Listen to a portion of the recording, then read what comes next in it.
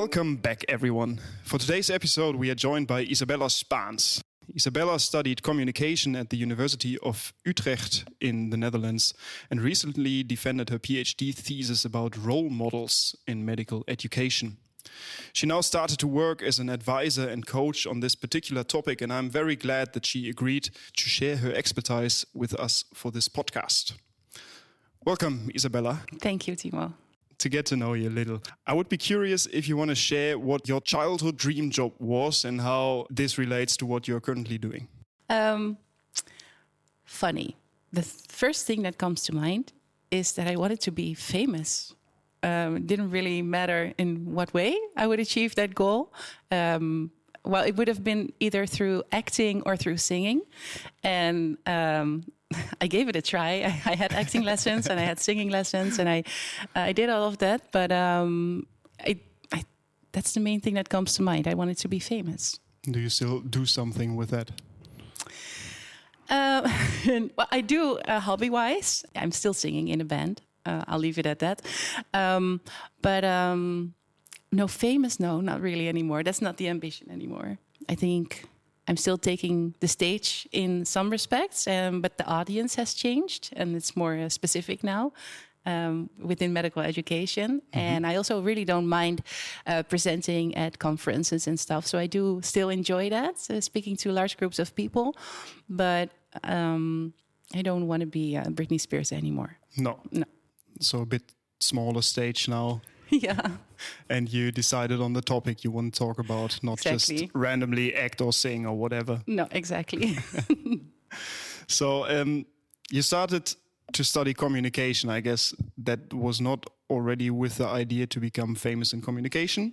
No, I already, that ship had already sailed by then. I was at the end of high school and I was thinking about this. Why did I choose to study communication? And really, I would like to romanticize it, but it was actually very plain and simple in the sense that one of my best friends shared that she was going to study communication. Mm-hmm. And me being the first generation student that I am, I didn't really think about it yet. And I thought, well, okay, communication sounds great.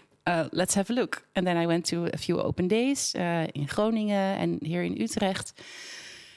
And I just decided on that. And I didn't really look any further.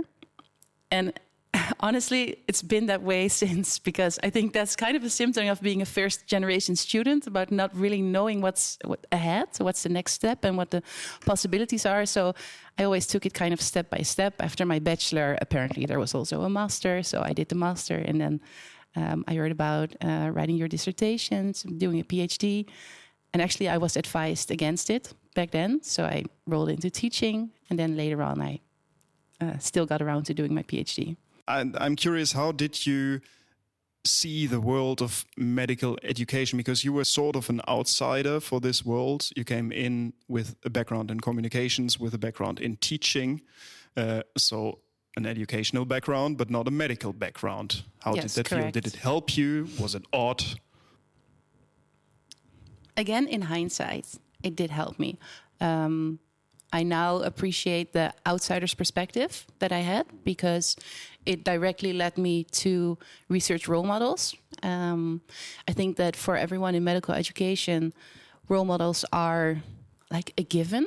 Like it's so deeply intertwined into medical education that there are doctors who function as role models for the medicine students. That nobody questions it. It's just the way it is.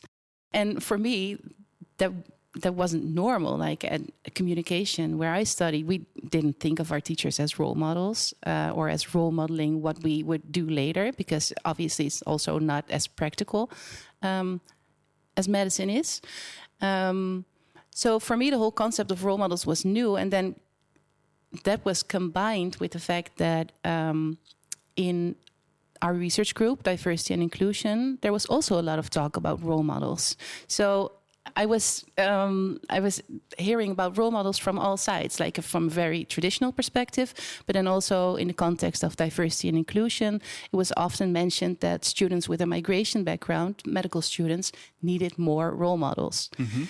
And it just triggered me. Like, what are we talking about here? Who are these role models and why do these students need more? And where do they come from, the role models, and what are their characteristics, and just so many questions. So that's how I got to eventually studying role models. And I think the outsider's perspective was pivotal in even considering studying it. That regard eye-opening, that there is an issue that needs to be understood more, because everyone just takes it for granted. Yeah. This is how it is, and this is what's missing, but no one questions it further than that. Yeah, there was like a very limited definition that really didn't explain why some people would need more or other role models than others. So I think those were two very opposing definitions or understandings of what a role model is, coming from the medical education perspective and the diversity and inclusion discourse perspective. And I was really interested in how to unite these two visions and the overlaps. So what is a role model then? Talking about definitions. That's a great question. Thank you. That I've been diving into for the past over 6 years.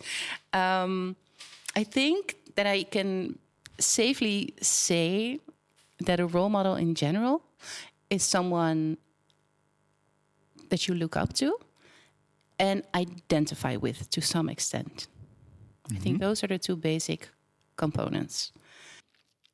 Okay. So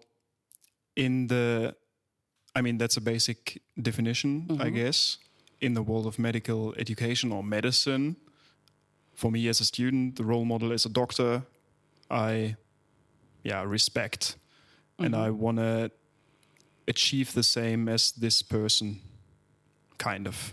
Okay, so the admiring part would be in the fact that you would like to achieve something that this doctor has already achieved. And there is, I think, some kind of identification to some extent in that you also aspire to become a doctor. Exactly. And you're like in the same line of work. And I think on a lot of more subconscious levels, you're also identifying with this doctor. He may also be male, or he may or may not, or he may or may not have the same cultural background, or may or may not. So there are a lot of potential grounds for identification. Subconscious identifiers. Yes. Okay. Very much so. But you said the definition when you started was a bit different in medicine compared to as you were used to it. So where were those differences in the definitions? Well, I think the definition in medical education was quite narrow in that it usually pertains to doctors or physicians, attending physicians. Usually physicians. And then there's like another layer to it of research that focuses on other layers within the hospital. But usually it's a doctor. And that's usually the case, that it's always one person they focus on. And then when I started really diving into it, I also researched other disciplines like more business management and sciences. And there's a lot of research on role models in the workplace, which is, of course, there's an interesting overlap with the medical education, with workplace learning.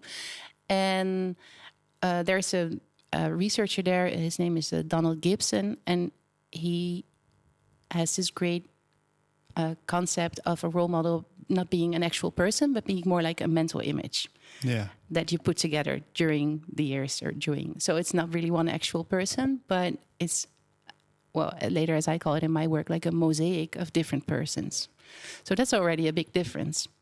And another thing is that in a lot of medical education literature, it was usually described from an educator's perspective. Where the educator, the doctor, is a role model to all students, as if all students were the same, like a very homogeneous group. But that's, I think, not the case. So I really consciously decided to study it from the student's perspective, which made a big difference, because in that case, you can see that it's highly subjective who qualifies as a role model for you. Of course, all doctors have this. They're being observed by students all the time, and they have an exemplary function. But I think to actually be a role model, that's something that only the student can decide. So it's not about the doctor to decide if they want to be a role model, but rather to the student to decide who is their role model. Yes, correct. They can aspire to be a role model, of course, but that's something that can never actually happen. They can never decide that they are a role model.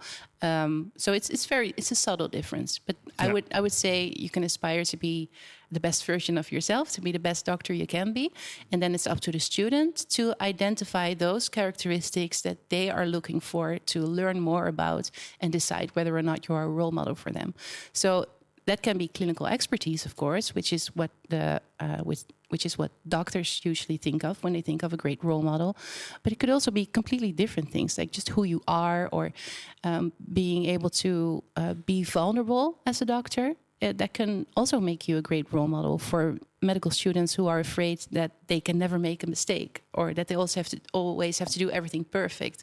Yeah. And then it's like a big relief to see a doctor being vulnerable about maybe mistakes he made, or he or she made, or maybe doubts that he or she had in the process of becoming a doctor. So that can be very relatable. And in that sense, you can also become someone's role model. Mm-hmm. Is everybody a role model then? A potential role model? I think the key word here is potential. So yes, everyone is a potential role model, but not everyone is a role model. Because that's up to the student who they choose. That's up to the student, so to say. So I'd like to compare it with falling in love. Like I can I can show you like the best side of myself and be my best version of me, but I can't make you fall in love with me. Like that's not up to me to decide. So that's for you, and that depends on what you're looking for. Sorry to make this so personal. No, that's fine. But I think it really helps. This metaphor helps understand the difference. Like, of course, you can try your best, but to make the actual connection, it's so personal. That's really something that's, I think, a one-way street. Yeah. I want to talk later about what I need to do to be a good role model. You already gave some ideas, but we only had it about good role models, I guess, now. Is there such a thing as a bad role model? Oh, yes. And especially if you ask Dutch students, because I also took the cultural context into consideration in my studies, because it was so obvious. And a lot of, I would say that the majority of medical education literature stems from the US, also Canada and the UK, but I would say mainly the US. And there, being a role model or having a role model is much more mainstream or normal or socially accepted than in the Netherlands. Because in the Netherlands, people have trouble talking about their role models. And I noticed this throughout all my studies. And in the time that I did this research, of course, also when I went to parties and actually everywhere I went, I would ask people, who's your role model? And it's very hard for Dutch people to come up with their role models because they're kind of hesitant about, assigning someone that label. I'm sorry, what was the question again? Are there bad role models? Are there bad role models? Yes. And these are thank you. And these are so much easier to talk about. So people would either give one out of these two answers. Like I would ask people just outside my work or within my research, who are your role models? And they would either say, well, I have some people that I look up to, but I wouldn't really call them role models. They're more like examples to me, or inspirations or heroes, but not a role model. So either that, or they would talk about negative role models. Okay. And that's apparently so much more easier. Like, I don't really have a role model, but there's this doctor, and oh my God, I would hate to turn out like this doctor because he or she did everything wrong. And that was such a great lesson to me to never do this. And I noticed that over and over again, that people have a much easier time talking about their negative role models. I can see that. I might have done the same in the past. And I think it's just as useful because it tells you just as much about what's important to you as a medical student. Like, who do you not want to become? That says a lot about who you do want to become, right? So it's just two sides of the same coin. So I think that's just as interesting. So is then the role model you choose yourself, is that just a combination of attributes you see in different doctors, whatever, that you want to keep up. So I want to do this like them, in combination with, okay, I would never do it like this person. So just an imaginary role model, not an actual person. I think in reality, that's the closest to how it really goes. I don't think that medical students walk around the hospital with one specific doctor in mind, like what would this doctor do? So they build up this like mental cognitive scheme of different scenarios and what different role models within that would do. So I do think that's like an imaginary doctor in the end. And this is, the funny thing is, the whole concept of a role model was actually coined by a sociologist, Robert K. Merton, who was doing research among medical students, first-year medical students, and about how they socialize into medical school. And this is where he came up with the concept of role models. And it differed from previous concepts in that a role model is not necessarily a comprehensive role model. So it doesn't have to be everything within one doctor. But it's more this like cherry-picking composite role model of adding different elements of different doctors together. And you already said that might differ a bit depending on your cultural background, because you said Dutch people are a bit hesitant to give a specific role model. The only thing that I can say something about based on my research is different migration backgrounds and cultures within the Netherlands. And I researched them specifically. And I also had a few studies where we compared between medical students with and without a migration background. And I have to emphasize that the findings were predominantly that they were the same, like not a lot of differences. So we asked them, what is a role model to you? How would you define a role model? Do you have a role model? If you do, how many role models do you have? And we expected these big differences because of what I mentioned earlier, how there's always talk about they need more role models. So we expected big differences, and there were like none in all of these things. The medical students with and without a migration background, there were as many. The proportion of students with role models was the same, and when they had role models, they also had about as many as the other, and their definition was also the same. So the only difference really we noticed was that when we also asked these medical students to rate the ethnic similarity to their role model. So how much do they look alike and have the same ethnic background? And we found that for all medical students, so not just students with a migration background, but for all medical students, having role models who looked more like them were also more often described as inspirational. So we took from that that's where the added value lies. Like if you can recognize yourself in your role model, then that makes them more inspirational and motivational. So that's the difference of seeing a doctor who's a great doctor and who shows you how to be a great doctor. But then if there's a doctor who looks like you, he or she may also give you the confidence that that's also something that you can achieve one day. So the cherries that you pick might differ, although you might pick the same amount of cherries from the same amount of people when you have a migration background versus when you have a native background. But well, I think that the cherries to be picked by students with a native background, as you say, are juicier and bigger and like it makes it that much better, like more powerful.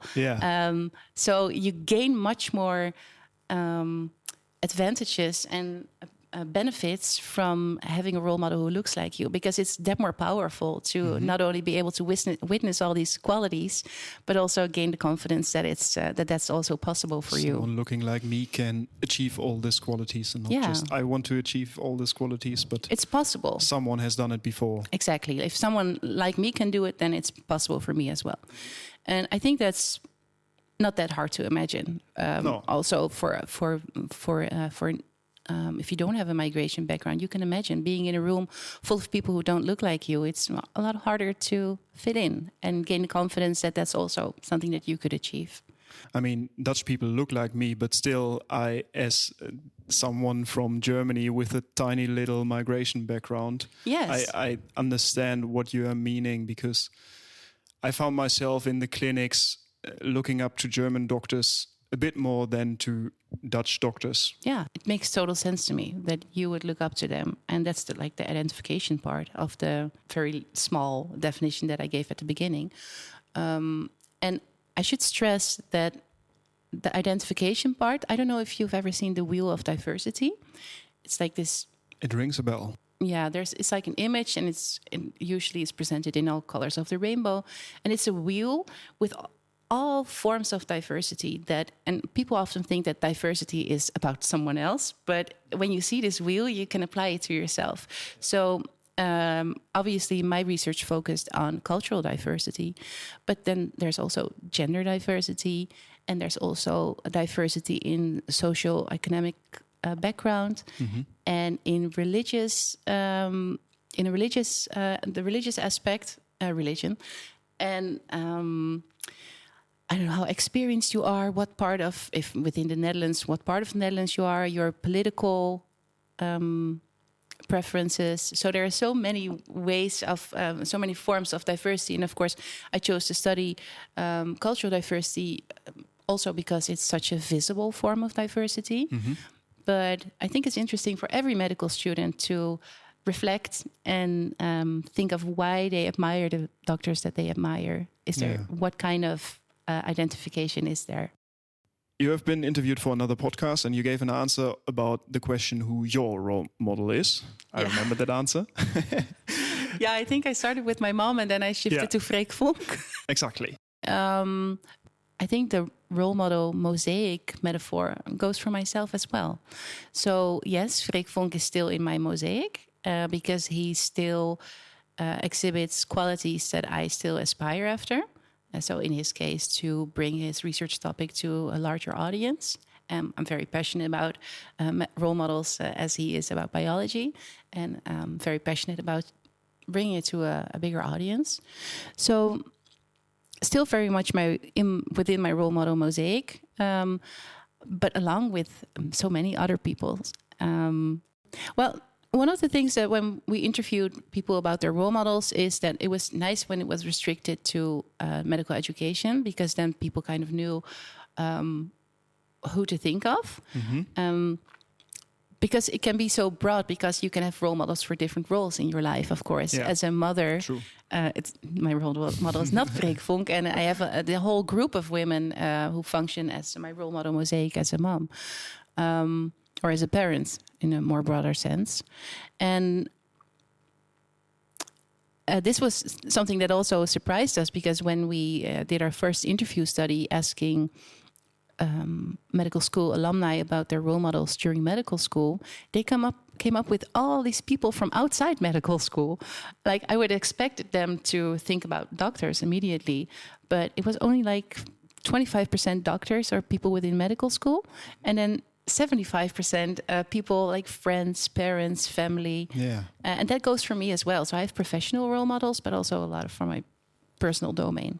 But I would guess that overlaps, because you now said that Freek Vonk is your role model for bringing your research out in your professional career. And then you have a lot of women who are your role models for being a mom. Do those role models for being a mom not also shape the role you want to have as a professional?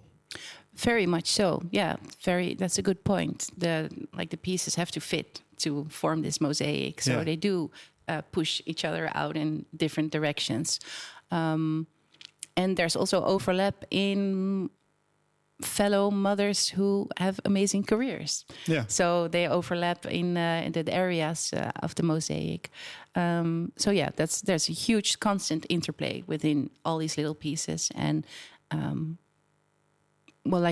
may have mentioned before, they're not there forever. Like this idea, this is such a dynamic concept of a role model. It constantly changes. Yeah.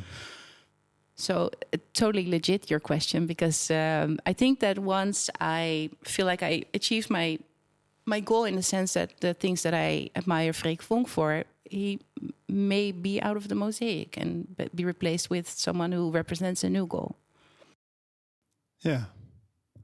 But that circles back to the idea of a role model not just being, obviously not just one person, and maybe also not specific role model constellations for one function, but more above that, a mosaic of role model attributes that you combine to your own role model for your character and your entire being in all the regards that you fulfill this. So as a professional, as a mom, as a wife, whatever. So can you even distinguish in your study between those are role models for medical education? Or is it also that you then need to see the individual student as who they want to be as a human and not just as a medical professional? Very interesting point. Like, to which extent can we even distinguish between those two? Like, how much of yourself do you bring to the function, right? Do you need to distinguish between them for your research? Well, my interest is very broad, so I was interested in everything they had to say. And also part of taking this student-centered approach to researching role models was taking a very open approach. So not predefining for our students what a role model was. That was the exact question that we wanted to pose. So in the first study, we did ask about who are your role models in general. And then to our surprise, that there were a lot of role models from the private domain. But for the next studies, those were survey studies. So for the interview study, it's great to be able to really dive into what a role model is and who it is and why, and when and how and everything. But that's not possible, of course, in a survey study. So there we did decide to limit it to role models during your study program. Yeah. Or from your study program. So because during can still be parents, of course, but from your study program. So it had to be people from within medical education. Yeah. Because it's just too, otherwise too difficult to... And was it then just doctors? Because you interviewed medical students? Well, I wouldn't know. The only like the only limitation was within your study program. So we know from other studies that a small percentage is also peers, fellow students who act as role models, but the majority is usually physicians. And are students aware of their role models, or is it more subconscious? I would have to say the latter, because role models or our students really needed a lot of time to think about who their role models were. So it's not really something they that was on top of their minds, and so much more a subconscious choice. Yeah. Yeah. And do they, I mean, you made them conscious about it by interviewing about role models and sending these surveys. Do they need to be aware of it to make better choices in role models or aspects they choose? Well, I've found this very difficult for a long time, because I felt like an outside observer and didn't really pass judgment about how it should be or it shouldn't be. But then, understandably, there came an increasing amount of questions about how can we apply your research to a practice. Like, very great that there are mosaics, but what can we do? So that was a difficult step for me, from going to this more like, just trying to understand it for what it was, to coming to more practical recommendations. But eventually I would recommend students to raise awareness among both medical educators and students about this whole role modeling process. Because I experienced this myself once with a colleague who researches goal setting among students. And for a pilot study, she asked to interview me about my goals. And I experienced that simply talking about it and thinking about it is like, and that's also some of her research outcomes, is like the first step to achieving your goals. So just being forced to think about it and formulate your goals really help you think about it. And I think the same goes for role models. Like, it's not really something you think about. It's something that may be happening in the back of your mind. But when you're asked to consciously reflect on your role models, I think there's a lot to gain there, a lot of wisdom and insight for students and medical educators as well about their, well, maybe not their role model function as literally, but their exemplary function. Mm-hmm. So them being aware of being observed and imitated by medical students, and the power that they have in transmitting values and norms and values and skills just through their everyday practice and being observed as a potential role model all of the time, not just in the conscious teaching moments. Well, like now I'm showing you how to be the doctor, but especially in the small moments in between. Like I heard this beautiful example of a nurse who once witnessed a doctor talking to a patient, and instead of hovering above her bed, he just took a chair and sat next to her while talking to her. And she said, that's something I'll never forget. And now every time I talk with a patient, I just go and get a chair. There's always a chair somewhere just to talk with them at eye level. I think that's a wonderful example of something that doctor didn't mean to do that morning, like didn't set out to be a role model in... No, it was just the way they practice. Yeah. So I think that's very typical for how it works, learning from role models, role modeling. So as someone who's working in the field of medicine, I should be aware of my potential role model function. I cannot actively choose to be a role model for someone. I can strive to be the best version of myself or who I want to be as a medical professional. You already said that. I think that's beautifully put, yeah. Can I train to be a better role model, a better potential role model? In some ways, yes, I think. I think that a very common recommendation is to be very explicit and verbal about what you're doing in the moment. So explaining right now, this is, I don't know, some clinical skill that you're involved with at the moment, instead of just thinking this all inside of your head. Mm-hmm. So it's very useful for medical students to be able to also hear a medical specialist explain what he or she is doing. I think that's a nice recommendation.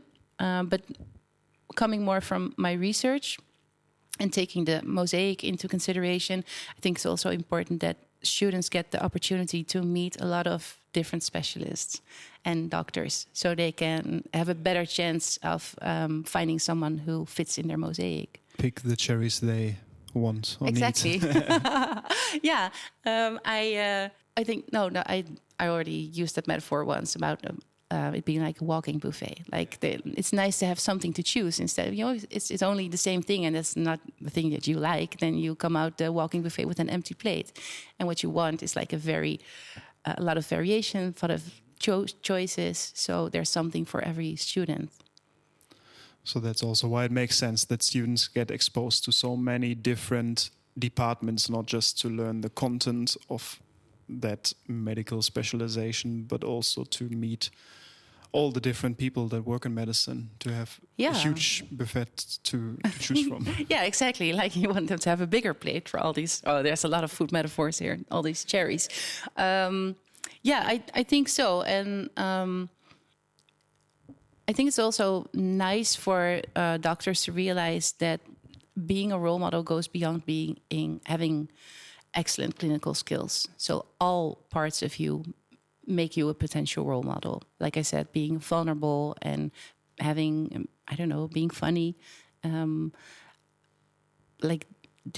thing that students describe when asked what they're looking for in a role model is, of course, clinical skills, but they pay way more attention to like all the soft skills, like being like patient-centeredness and being available and accessible, and having a good work-life balance is also something that they really admire. Oh, yeah. So that's way broader than just having excellent clinical skills. So I should be, as a doctor, I should be clear to myself about my own values and show them and live them. I think it encourages authenticity, really. There's not one right way to do it. Like the best way would be to be yourself in all in every respect. And like the more diversity students encounter, the better the odds are for them to find something to connect with. I'll think about how I can be more authentic as a doctor. That's awful. That's an yeah, that's a very difficult assignment. Be authentic. Well, I would like try and frame it in a positive sense. Like being yourself is a good thing, but I know it's a big ask because that's the whole point of the sociology of medicine, is that you're being socialized into this social environment with its own rules and norms and values. So being authentic is a huge ask. I'm aware. I'm aware. But still, I think that it would be a good thing for our students to be able to witness doctors as real people. I think it's good for patients as well. So in that regard, it makes sense anyways. Yeah.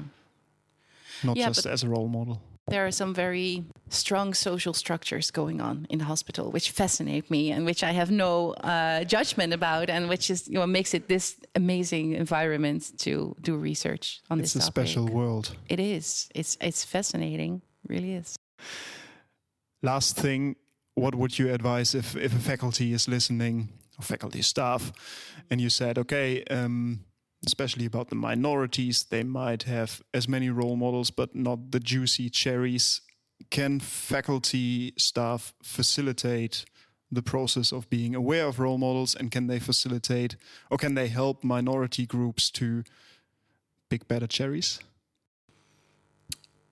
Well, I think the only way to do is that by providing the cherries. Like if they're not there, you can pick them, right?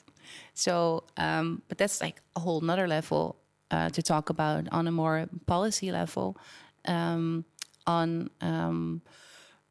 admissions and selection. Like how do we increase diversity? Mm-hmm. I think that for a big part we're making great progress. Like cultural diversity among the student population is rapidly increasing from the numbers that I know. But it's the leaky pipeline phenomenon that's very difficult when once you progress through medical school, that there's so much cultural and gender diversity lost. Yeah. Is that partly because they have no role models or less role models to identify with, at least, that they think, oh, the system has no place for me, so I will leave the system? I think that you're I like the nuanced way that you're putting this, because I think that is indeed partly a reason for the leaky pipeline, because it also has to do with self-selection. Like if you don't see yourself represented, how hard must it be to ambition to be in that spot? So much easier when you see people like you. So, but if faculty is listening, what could they do? It's difficult, because listening to your episode with Fred Haverty also really made it apparent to me, or made me realize again that I studied this phenomenon from a student-centered perspective, but also on a very individual level. Whereas these are not things that you, like if we're talking diversity and inclusion and increasing diversity, these are not things that you can overcome on an individual level. You're talking way more institutional level and structural changes. So it's very difficult for me to make that switch from the talking about role models as a mosaic to increasing diversity on an institutional level. I think those are two completely different things. That being said, there is, of course, an interaction between those two. But from what I can say, based on my research, that doesn't really pertain to the institutional factors. So on an individual level, I think that creating awareness is super valuable, both among medical students and doctors. And one of the ways that we can do that, I think, is I'm working on this reflection tool for medical educators, where they composed their own role model mosaic, also to really experience how the extent to which everyone is shaped by the people they meet in their lives. Because it might feel like this is something that someone else experiences, the medical students, but it goes for them as well. Like they didn't step into the hospital building on their first day and were the doctors that they are today. Like they've also been shaped by the people they met. Absolutely. So I think it's very... it can be very powerful to experience that yourself. I think we aim to create awareness. Yeah. Maybe some people will talk about it. Yeah. That would be ideal. That would be great. Right? That would be great. Yeah. What's next for you? Creating awareness, really. Yeah. Through lectures. And like I said, I have this reflection tool that I'm developing for people to experience the power of role models, I would say, like how influential they can be. And as a nice byproduct, also gain some insights into their own personal motivation and inspiration. So I'm working really hard on showcasing that in different medical centers, and it makes me very happy to be able to work on role models now, because it's such accessible topic, I think, to a lot of people. And I always get great responses of people who are also very interested, and especially in the medical world, who recognize the importance of role models. So they're very eager to learn more about it and really get to work with how they can really utilize the power of role models, I think. So, yeah, role models, role models, role models, day and night. I wish you all the success with rolling this out to different faculties to support improvement in choosing role models, being role models, facilitating role modeling, and creating more awareness. Yeah, I think in the end, we really just want to support our students, right? That's like the common ground. Like we all want our students to have the best experience, feel at home. Oh my God, yeah, there's so much to talk about. Like we also published another study about the relationships between having role models and the experienced sense of belonging and the grades that students get. Like it's so obvious that it's part of students who feel at home, who feel welcome, who are able to thrive. Role models are a big part of that. Like that pattern is so obvious. So, yeah, I think that's the common ground, to just give our students the best possible experience. I think that's a very nice note to end on. Yep. I mean, that's what we are doing. Yes. That's what we are striving for. So thank you for sharing all your insights. Yeah, thank you for having me. Thank you for all your research on making students feel more at home. And I hope we hear a lot from you as medical educators in the future in all the different faculties. Yeah, I hope so too. Thank you.